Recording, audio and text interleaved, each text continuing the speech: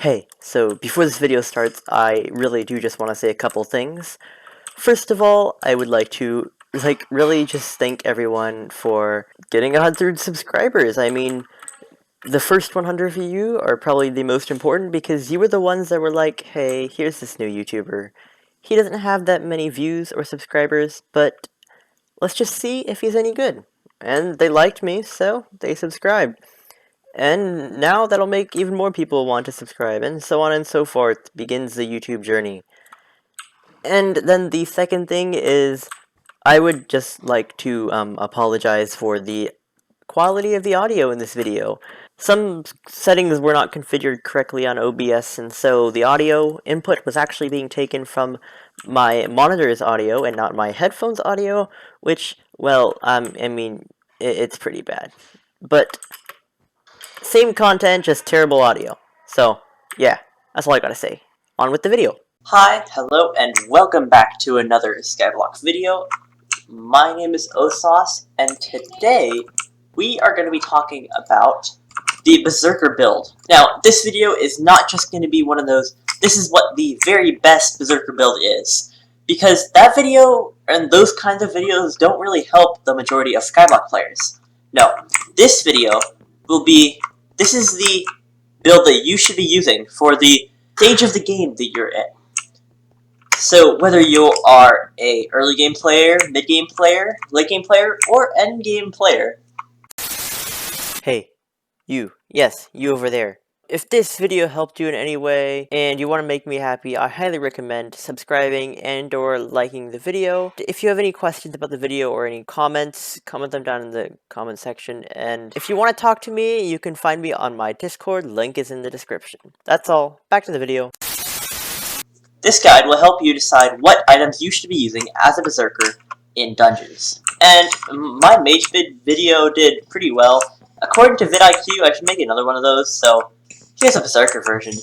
So before I tell you what each build should be, you guys need to know what stage of the game you're in.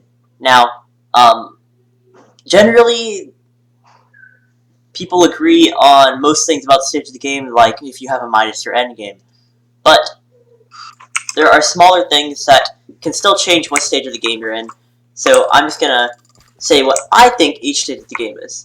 An early game player will have Lapis Armor and maybe a Silver Fang. A mid game player will have Ender Armor and Raider's Axe or AOTE.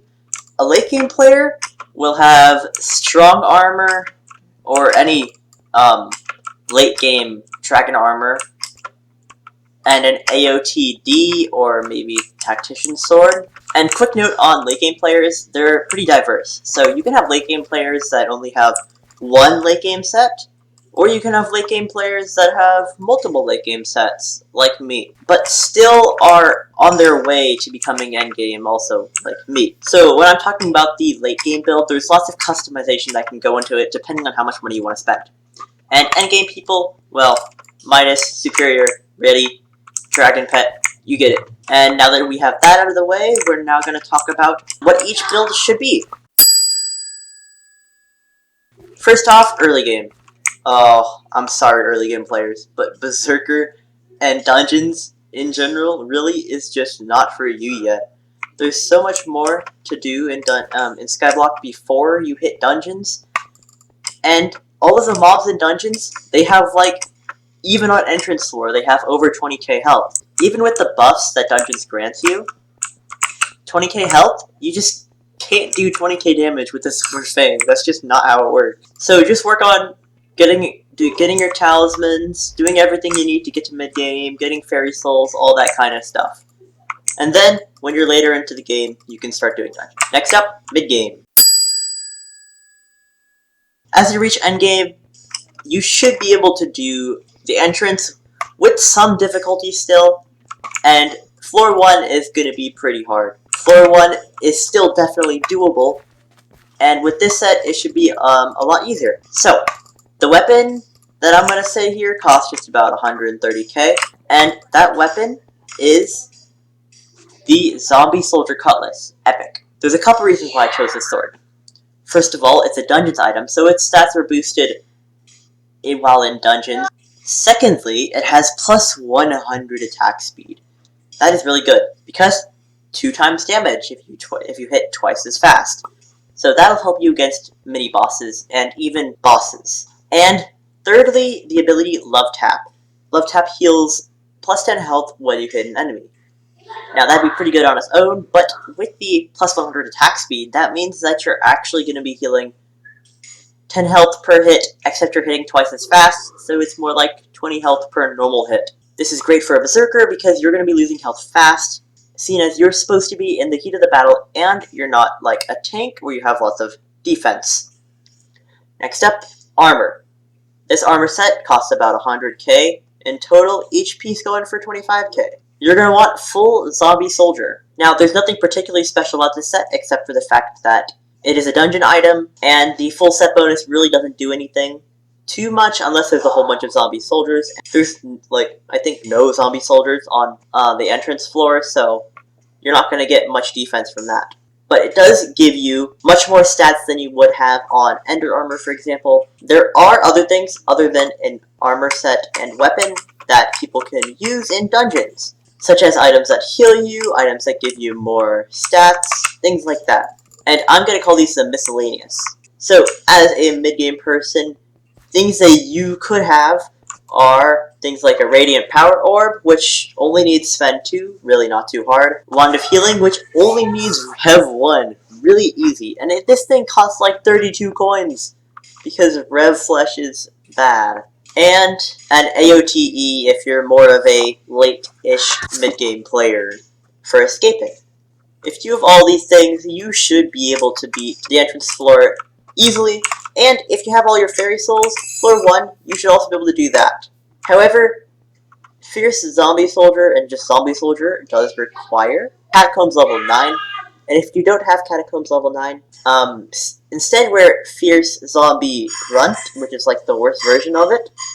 It's still pretty good, and you can do entrance floor with it. And finally, the pet. So for your pet, you're going to want a rare tiger. Epic tiger still costs too much for you, but the reasons why the tiger is good is especially the merciless swipe. Attacks have a % chance to strike twice. Now this tiger is level 70 and it's epic. A rare one will have only a 7% chance at level 70. That's why the epic one is so much better, because it doubles the merciless swipe chance. But seeing as you're doing twice as many attacks with your Zombie Soldier Cutlass, the merciless swipe ability is going to be really good. And aside from that, just the stat boosts such as strength, crit chance, and crit damage are also really going to help you. So that's it for the mid-game set. The entire thing there costs just about 300k. Next up, let's talk about the late game. So, weapon. As a Berserker, you're going to have a couple of options here.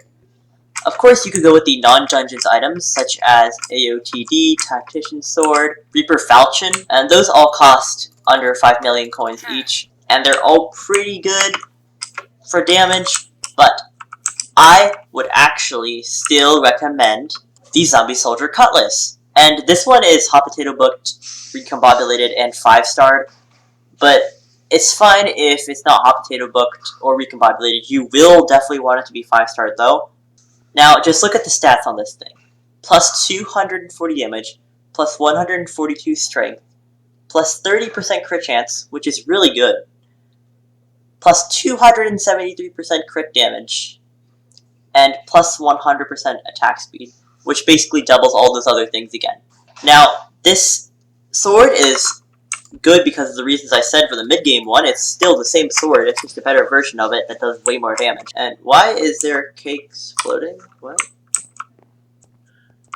And this weapon, that costs, 5 mil as well, because, well, it's recombobulated, probably a bit more than that, can take out floor 3 without even dying once, which is pretty good for late game players. So that's it for the sword. For the armor, you're going to want some 5-starred, fierce, and maybe pure for crit chance, Bonzo plus 3/4 zombie soldier. Now the Bonzo mask instead of the helmet is because this thing will give you intelligence, which is actually kind of important for a Berserker as well. And the item ability, instead of dying, you gain strength and fully replenish your health. And the strength bonus increases with your dungeoneering skill, so this can get really OP the higher you go.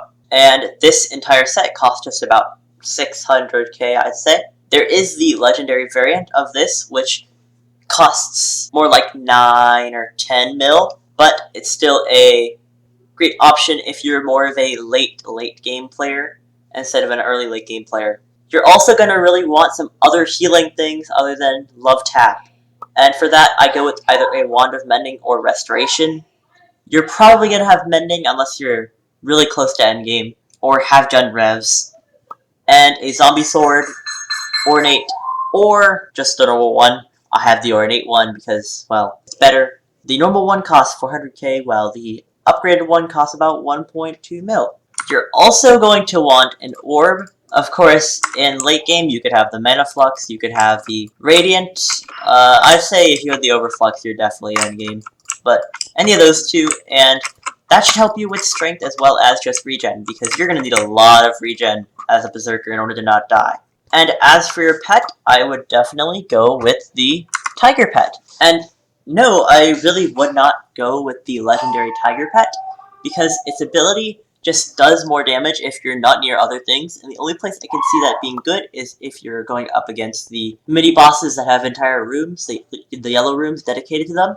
And as I said, in the mid-game build, the Tiger is really good in paration with the Zombie Soldier Cutlass because of its ability that doubles the damage twice. So you're just going to be doing lots of damage with this Tiger Pet in paration with the Cutlass. If you are a bit of a more late game player as opposed to an early late game player, you're going to want to get yourself a Hypercleaver. And the reason that you're going to get a Hypercleaver is because it really works well together with the Zombie Soldier Cutlass. And the reason is, the Zombie Soldier Cutlass is great for doing damage to mini-bosses. However, it's not as good for doing damage to other big groups of mobs. And the Hypercleaver, as you know, is really designed to do damage to big groups of mobs.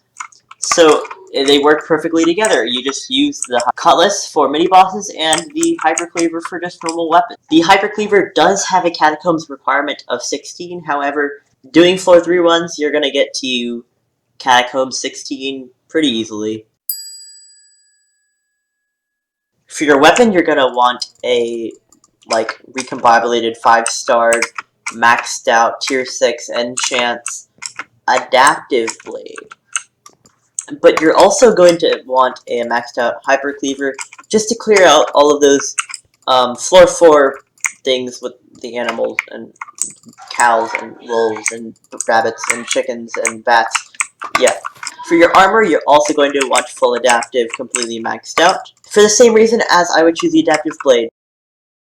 And for your miscellaneous section, well, you're going to want like an Overflux, legendary dragon pet, weird tuba, plus everything before, healing, all that good stuff.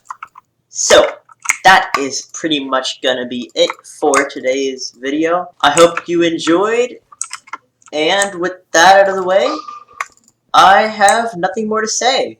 See ya!